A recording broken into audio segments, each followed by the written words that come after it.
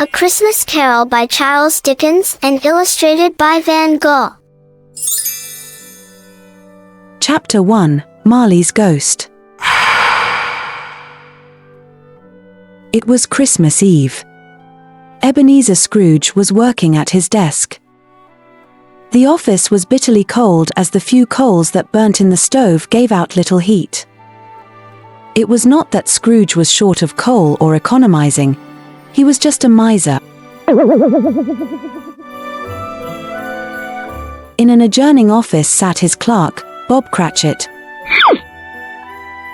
his teeth chattering with cold. He was busy copying out letters.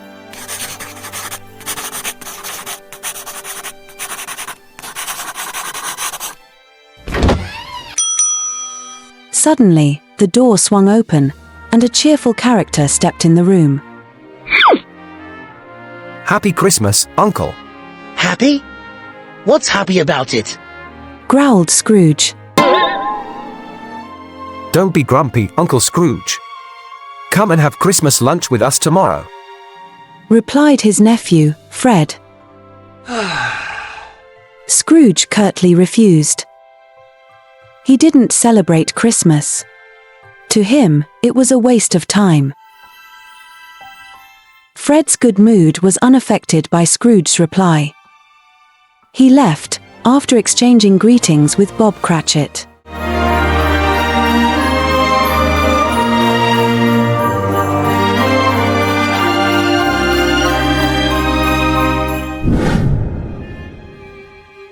A few minutes later, there was a knock at the door. The clerk opened it to two gentlemen. Is this the establishment of Scrooge and Marley? Asked one. Mr. Marley, my partner, died 7 years ago tonight. Replied Scrooge, dryly. We're so sorry. Said the second gentleman. Could we ask you for a contribution to our relief fund? At this time of good cheer and plenty, there are still many people, less fortunate than ourselves, who are suffering from cold and hunger. But the old miser had no intention of spending a penny to assist others, and he brusquely told them so. They left, disappointed, not wishing to press him further.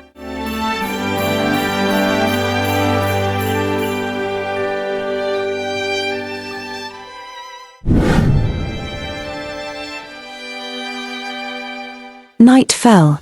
It was time to close the office. Scrooge put on his coat and hat, and took up his walking stick. Bob Cratchit prepared to leave. I suppose you're going to ask me for a day's holiday tomorrow? Said Scrooge, begrudgingly. Bob nodded. If it doesn't inconvenience you, Mr. Screw. He stuttered, apologetically. I particularly resent having to pay you for doing nothing. Interrupted Scrooge. However, I shall expect you to arrive especially early for work the following day. Bob thanked him profusely and ran out to join a group of children who were skating on the icy street.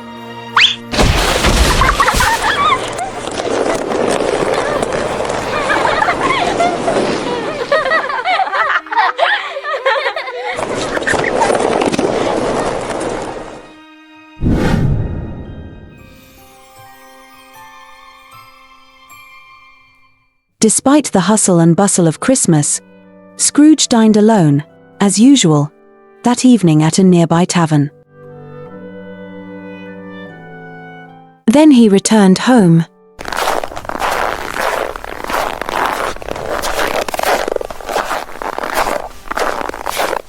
The building in which he lived was situated at the end of a dark alleyway. His rooms, now old and shabby, had originally belonged to his partner, Jacob Marley. Scrooge took out his key to unlock the front door. The knocker, although large, was unremarkable. But this evening, it was bathed in a strange light. Curious, Scrooge peered more closely. There was Marley's face staring down at him.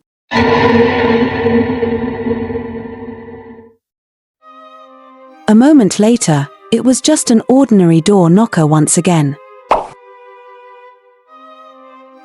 Troubled, Scrooge entered the house, bolted the door behind him and went to his rooms.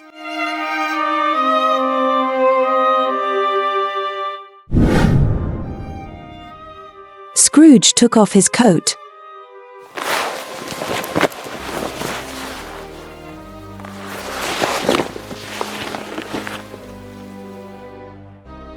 slipped on his dressing gown,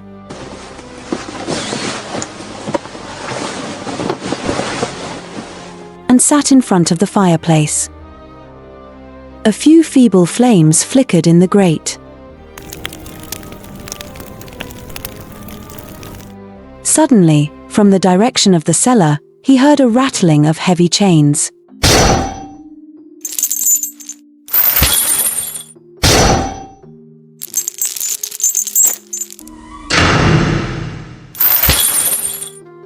A sinister shadow slipped through the closed door and hovered in the middle of the room. There was no doubt this time. It was the ghost of Scrooge's former partner, who had been dead for the last 7 years. The old man couldn't believe his eyes.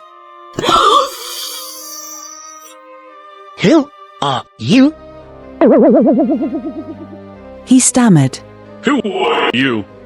Corrected the apparition. Well, I was your partner, Jacob Marley.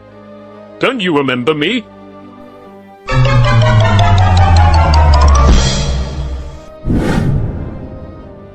Marley's ghost sat down in his familiar armchair.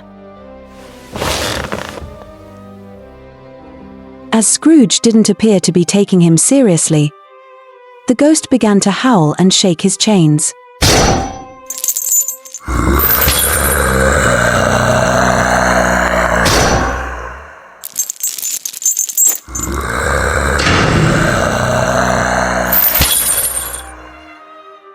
Scrooge, who nearly fainted with fright, begged him.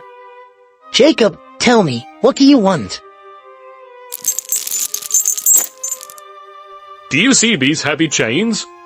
Said the phantom. Each link represents a faultless word or action during my life. The heavy chests. The wealth I accumulated, but failed to put to good use.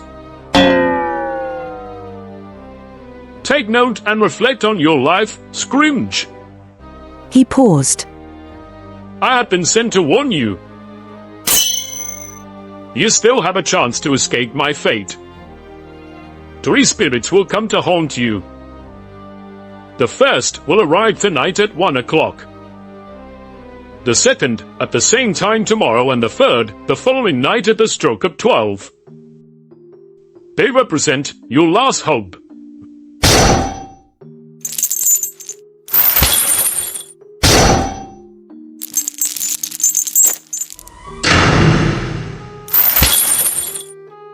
Marley left to rejoin his fellow ghosts who wander, aimlessly, in the mists of eternity.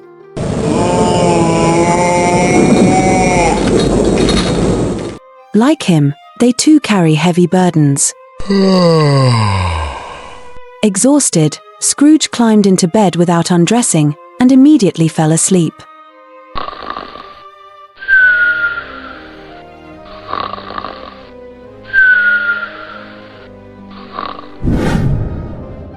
Chapter 2: The Spirit of Christmas Past.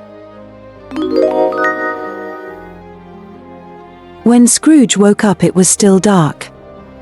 He thought the clock had stopped.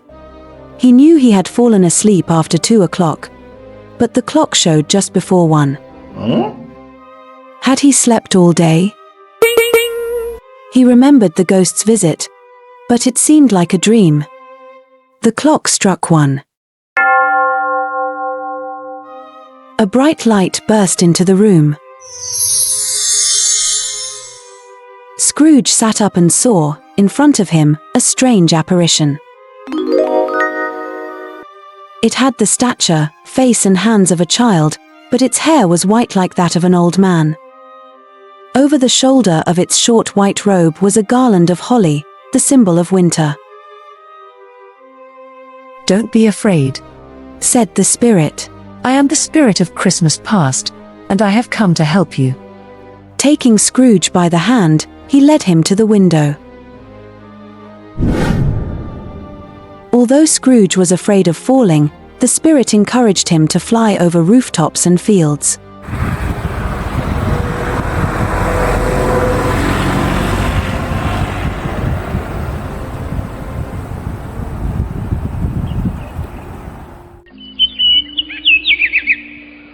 It was morning when they alighted in a country town. This is where I spent my childhood, exclaimed Scrooge. "Would you know the way back here?" questioned the spirit. I could find it, blindfolded, cried Scrooge. "And yet, you had forgotten that this place existed," remarked the spirit. They walked along a snowy country road, passing familiar faces, local farmers with their carts and horses and children on their ponies.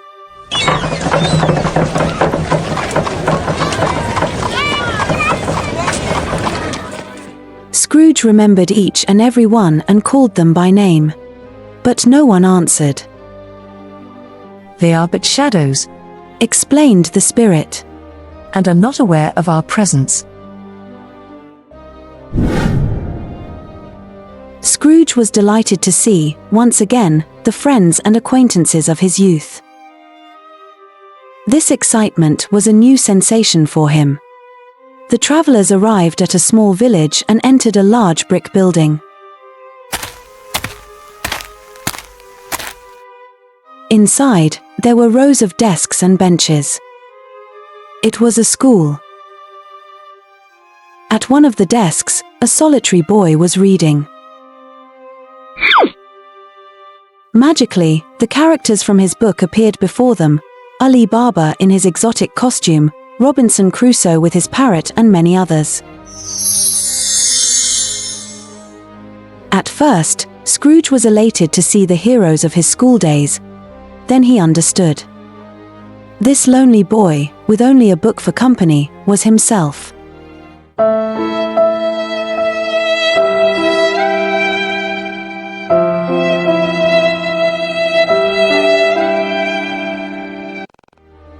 He sat down on a bench and wept bitterly.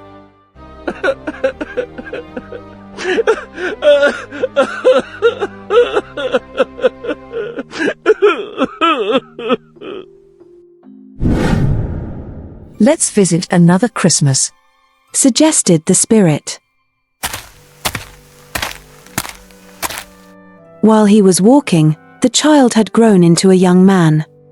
Scrooge knew the young man was alone, once again.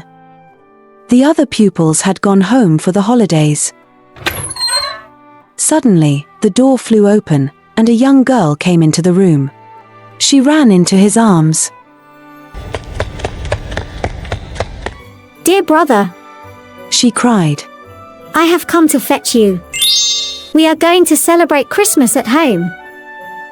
At home, Fanny? inquired the young Scrooge. "Yes, I have asked Father to let you come home for good. He has agreed. You won't be returning to school," she pronounced happily. She took his hand and dragged him to the door. "She's very charming and kind-hearted," commented the spirit. "but I believe she died young, in childbirth." Yes, answered Scrooge thoughtfully. my nephew. They left the school and wandered through the streets. The shop windows were decorated in preparation for Christmas. The spirit stopped in front of one of the shops and asked Scrooge if he knew it. Scrooge nodded and said, It was here that I did my apprenticeship. They entered. An old man, wearing a formal wig, was seated behind a desk. That's old Fezziwig resurrected, exclaimed Scrooge, excitedly. At that very moment, the young Scrooge and another apprentice entered the room. Clear everything away, Said Fezziwig. and let's prepare for the party. The apprentices didn't need to be told twice.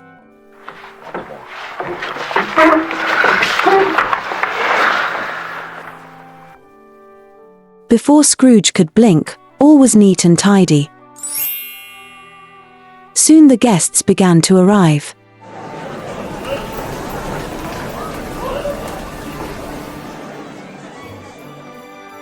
The party was for all Fezziwig's employees and servants. There was dancing followed by games. Cake and punch were served, and it was late when the guests started to leave. Mr. and Mrs. Fezziwig shook hands with each and everyone as they left, and wished them Happy Christmas. They even shook hands with the apprentices, before they went to their beds at the back of the shop. Old Scrooge appeared to have completely lost his head during this scene. He was exhilarated, it was almost as if he had joined the party. Late into the night, Scrooge and the spirit could still hear the apprentices talking in bed. They were singing Fezziwig's praises. What a wonderful party he had given them.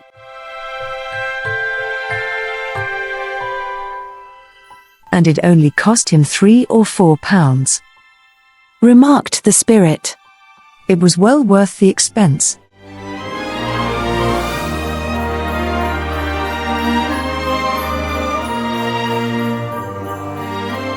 The cost was immaterial. Protested Scrooge. The party was bound to be a success. Fezziwig is a good man and always radiates happiness. Scrooge came to an abrupt halt. What is it? Asked the spirit. Something seems to be troubling you. It's nothing. I would like to have said something to my clerk.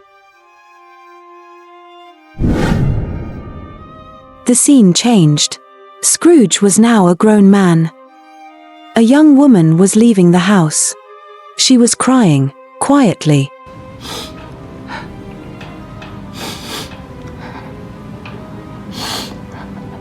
She turned.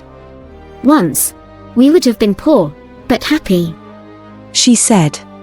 Now, you are ruled by a passion for money. Nothing has changed between us. Protested Scrooge. But you are different, and I have stayed the same. I cannot marry you. I wish you every happiness in your chosen career.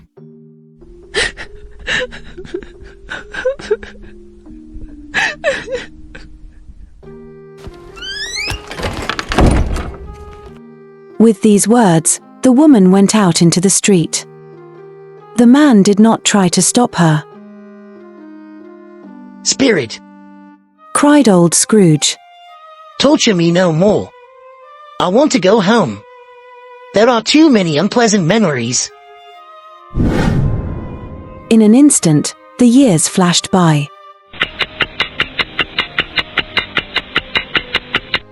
They saw the same young woman again. She was now laughing with her daughter. If the circumstances had been different, the girl could also have been Scrooge's child. Her father entered the room and the girl ran to kiss him. The three of them gathered, closely together, in front of the fire.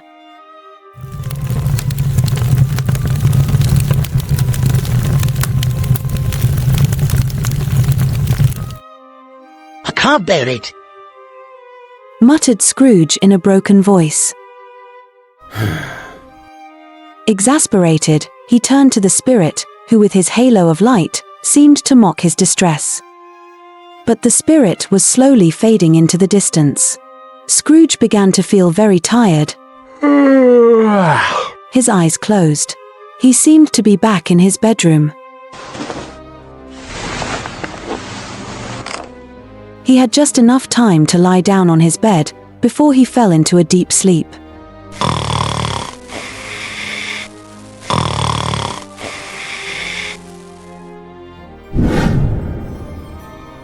Chapter 3: The Spirit of Christmas Present. Scrooge woke again. The clock chimed 1. A red glow came from the next room. He got out of bed, pulled on his dressing gown and went to investigate.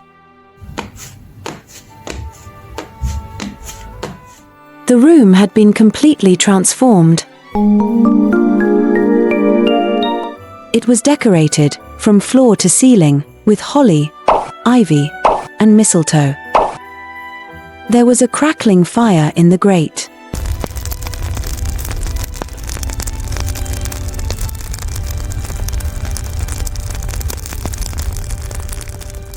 In a corner, he saw an enormous mountain of food: turkeys, geese, melons, apples, nuts, on top of which sat a smiling giant, a torch of flames in his left hand. I am the spirit of Christmas present. He called out amiably. Do come in. Scrooge examined the spirit. He was dressed in a long white gown. On top of his long black hair, he wore a crown of holly. Take me where you will, croaked Scrooge. I have already been taught several lessons by one of your fellow spirits. I am ready for yours. Then take hold of the hem of my gown, replied the giant. The cheerful room, with its decorations and rich store of food, disappeared.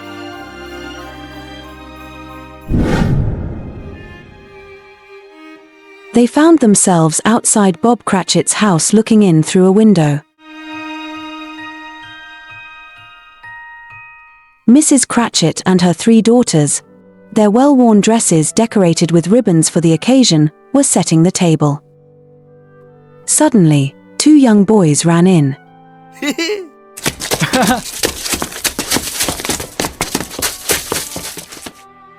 Roast turkey. Roast turkey. We could smell it cooking all the way down the street. How delicious. How delicious. Woo! They cried in excitement. Their father followed them into the room. On his shoulders he was carrying his youngest son, Tiny Tim. Gently, he lowered him to the ground. The frail boy walked with a crutch. The festive meal began. The small turkey was served with great respect, befitting such a rare treat. The scene was a happy one.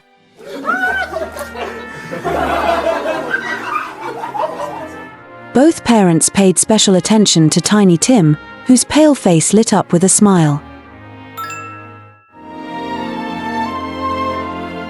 Spirit, said Scrooge, with a sudden interest. Will Tiny Tim live long? If the future doesn't alter the shadows which surround him, this child will die. But what does it matter to you? It will be one less mouth to feed in an overcrowded world. That's all. Scrooge remembered this was a sentiment he had often voiced. He hung his head in shame. Suddenly, without a word from the spirit, they had entered the house of Scrooge's nephew.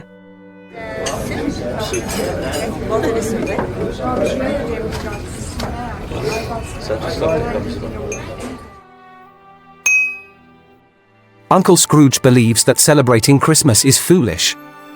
So, he refused to dine with us today, said Fred. What an odious man, exclaimed his wife, indignantly.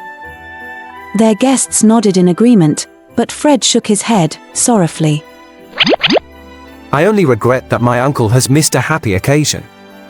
And, although he is not with us, I would like to offer him my best wishes. Scrooge's nephew stood up and toasted his uncle's good health.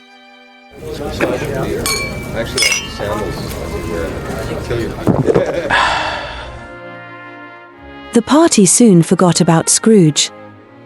First there was dancing and music, and then they played charades. Scrooge so enjoyed this game that he joined in, forgetting that no one could hear him. The spirit looked on in amusement. But it was time to leave. Just one more game, Begged Scrooge. Impossible. Replied the spirit. We have too many places to visit before the night is done. He led Scrooge outside.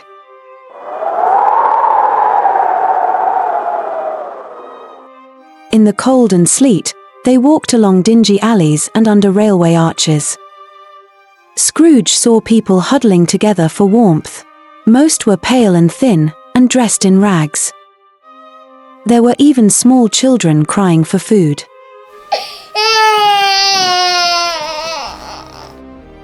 Somewhere, a clock struck midnight. Scrooge, horrified by the misery he had witnessed, looked around for the giant spirit. But he had disappeared. Chapter 4: The Spirit of Christmas Future.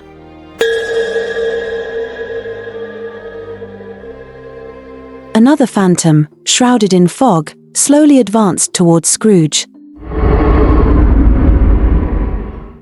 He noted that the spirit was wearing a voluminous black cloak, the hood of which entirely covered his face. Scrooge nearly fainted with fright. You must be the spirit of Christmas to come, he murmured. What lies in the future? Perhaps I will have changed. I am ready to accompany you. Despite his brave words, Scrooge was so frightened of the ghostly spectre that his legs shook. He could not move. The spirit remained silent and waited patiently for Scrooge to recover. Then he moved quietly on.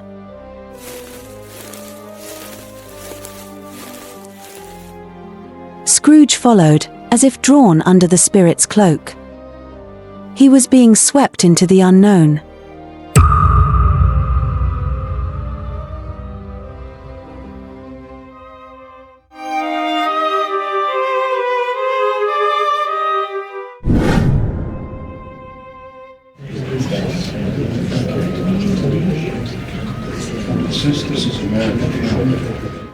The stock exchange was busy.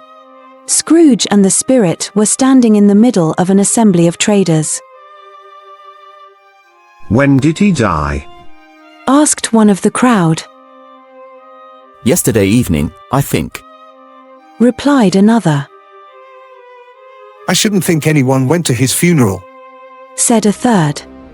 And good riddance, he added. He was detested by one and all.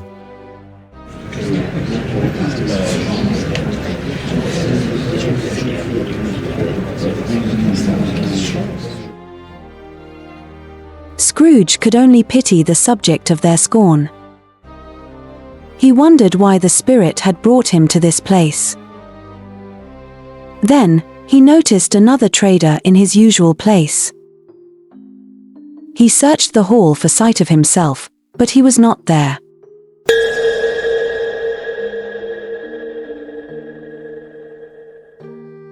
Perhaps, he thought, the Scrooge of the future decided to leave the exchange and pursue other interests. He turned to question the spirit. The spirit remained silent. He raised his hand and pointed a long finger into the distance. It was time to continue their journey. The old man felt a shiver crawl down his spine.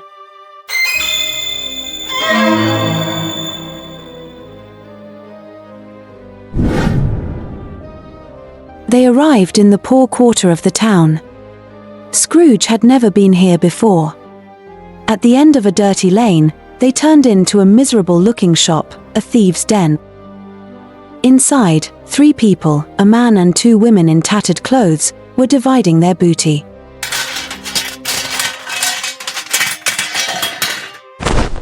The curtains on the floor looked strangely like those from Scrooge's bedroom.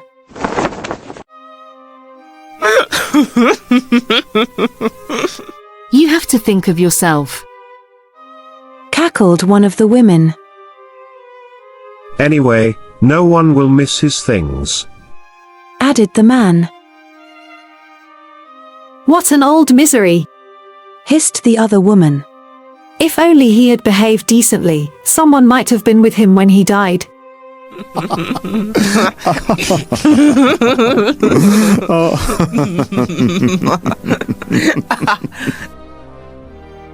Scrooge listened, in disgust, to their chatter. Spirit, he cried. Please, please, may we leave this dreadful place?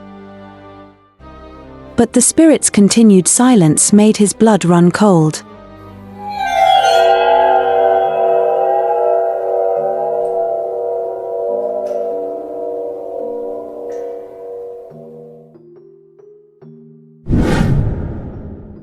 Spirit, pleaded Scrooge. Help me to forget this distressing scene. Take me to a place where people speak kindly of the dead. The spirit led him through familiar streets back to Bob Cratchit's house. Bob's wife and children were gathered around the fire. The room was strangely still.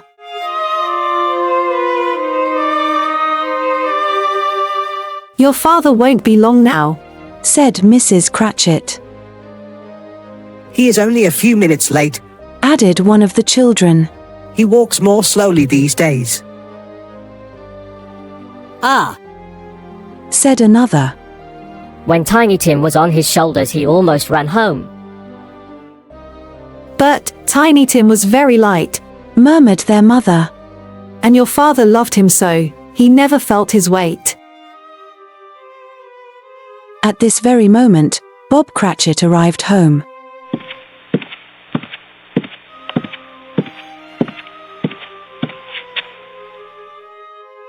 He joined his family around the fire.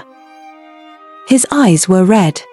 It looked as if he had been crying, but he greeted each of his children gaily. Then he said, We'll never forget poor Tiny Tim, will we? The memory of his patience and kindness will keep us together forever. Oh, yes! cried the children. Then I am a happy man, replied Bob Cratchit. A very happy man. They all hugged each other.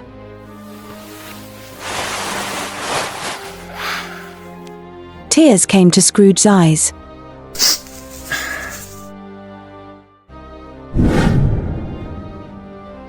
Spirit, said Scrooge. We must sing part company. Won't you explain the meaning of all this? I would like to see my part in the feature. They were back in the street, walking past Scrooge's office. The spirit was not going to stop. His long finger pointed forward. Please, let me see what I will be doing in the future, implored Scrooge. The spirit stood still. Scrooge looked in through the window. It was his office, but the furniture was not his, and the man sitting in the armchair was not him.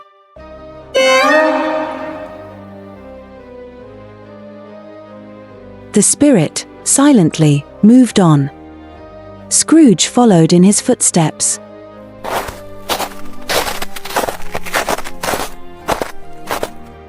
Eventually, they arrived at a pair of iron gates. Scrooge peered in. It was a cemetery. The spirit stood in front of a grave.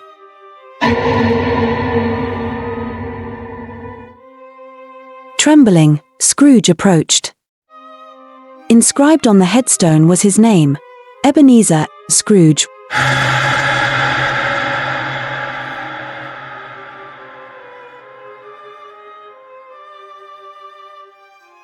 At the stock exchange, they must have been talking about me. He moaned. And it was my deathbed that was robbed.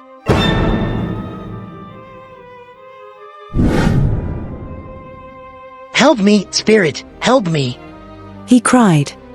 I don't want my life to end like this. I will change. I promise I'll celebrate Christmas every year.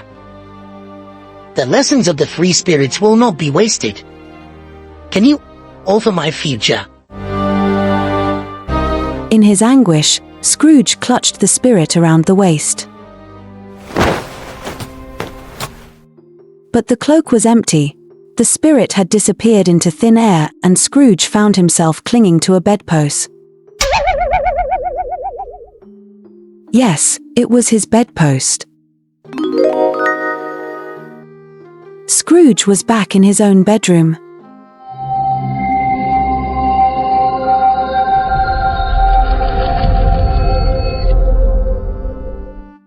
Crying and laughing with relief, he touched the curtains.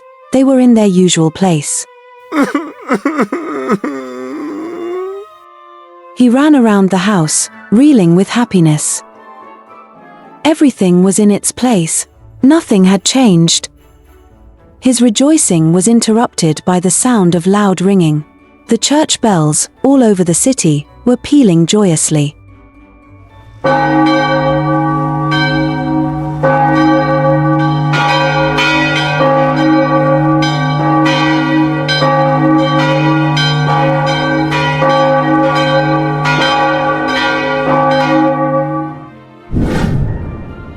Chapter 5, A Happy Ending. Scrooge rushed to the window and threw it open.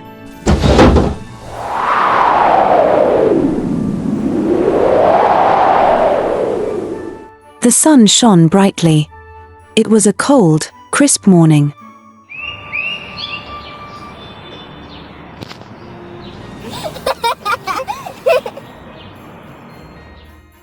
What day is it? He asked a small boy who was passing by. Today?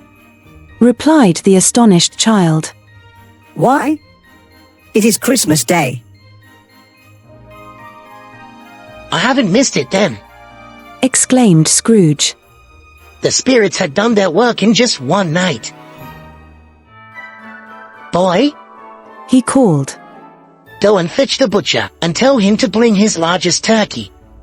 I'll give you a shilling, perhaps 3, if you're back within 5 minutes. The child didn't hesitate.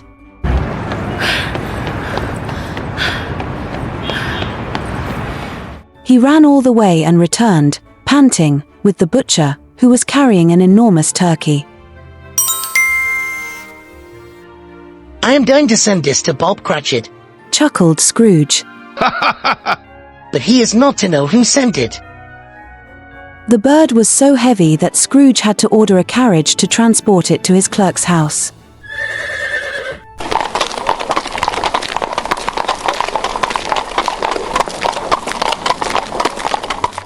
Smiling, Scrooge paid the little boy, the butcher and the carrier. He was in an exceptionally good mood.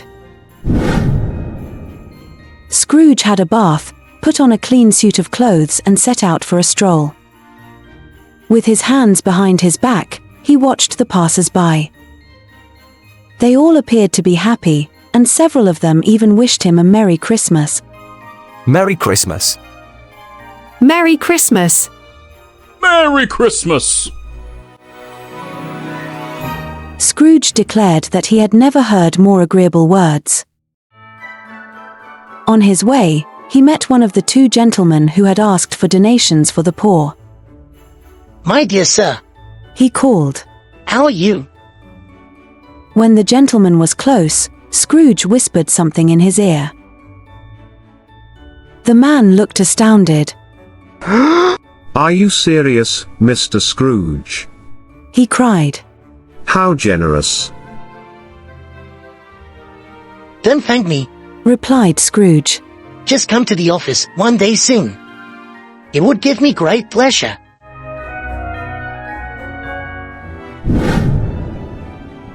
Scrooge arrived in front of his nephew's house. He hesitated on the doorstep for a few minutes. His mind made up, he rang the bell.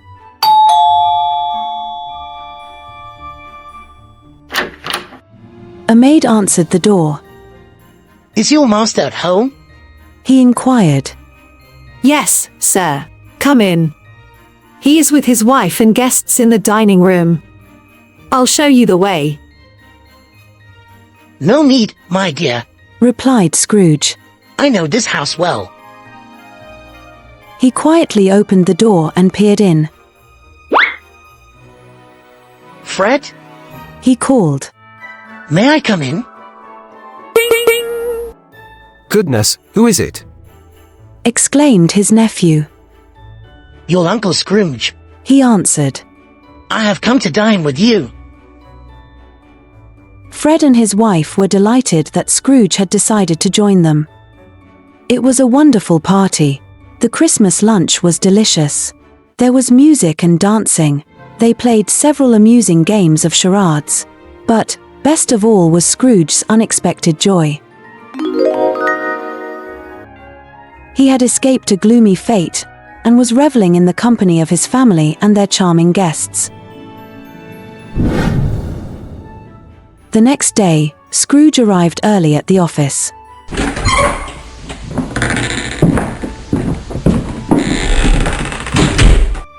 He wanted to surprise his clerk, who he knew would be late for work.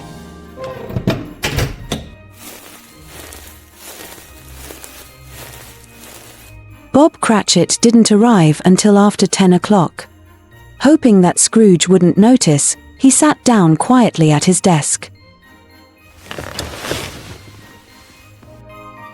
Ah, growled Scrooge, in what he considered to be his usual, disagreeable manner.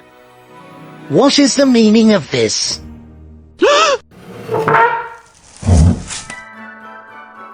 I am so sorry, sir. Stammered Bob Cratchit. I won't be late again. You can't be sure of that. Scowled Scrooge.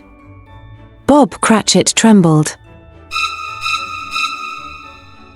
He feared the worst.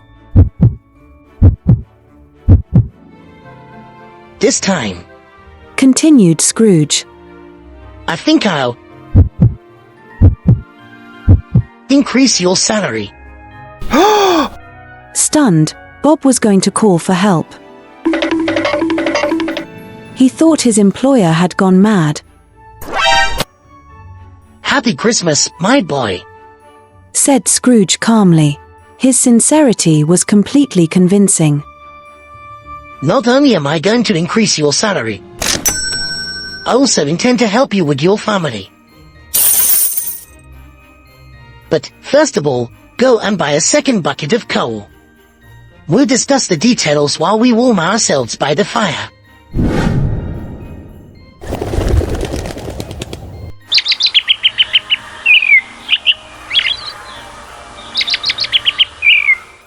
Scrooge kept his word. He took particular care of Tiny Tim, who grew stronger every day, and treated him like he was his own child. He was generous with his money and kind to all around him. A number of people mocked the transformation in his character. But Scrooge didn't worry, as he wisely said. It is better to laugh than cry. Scrooge never saw the spirits again. And from that day on, it was said that if anyone knew how to celebrate Christmas, it was Ebenezer Scrooge. The end. Please like and subscribe. Thank you and see you next time.